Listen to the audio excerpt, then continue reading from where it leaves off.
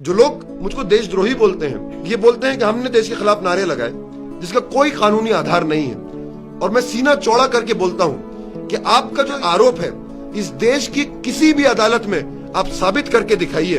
अगर साबित नहीं कर सकते तो आप माफी मांगिए। इनके पास कोई सबूत नहीं है, कभी भी इसको अदालत में नहीं लेके जाएंगे। जब हम देशभक्ति की बात करते हैं, जब हम देश से प्रेम की बात करते हैं, तो ये सवाल पूछने की जरूरत है कि देश से प्रेम क्या होता है, देशभक्ति क्या होती है।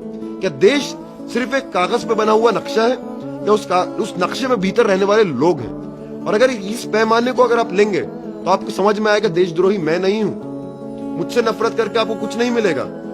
देश के खिलाफ इस देश की सरकार काम कर रही है। नोटबंदी ने जो कहर ढाया है वो कम नहीं होगा। अगर किसी का कारोबार खत्म हुआ तो वो कम नहीं होगा।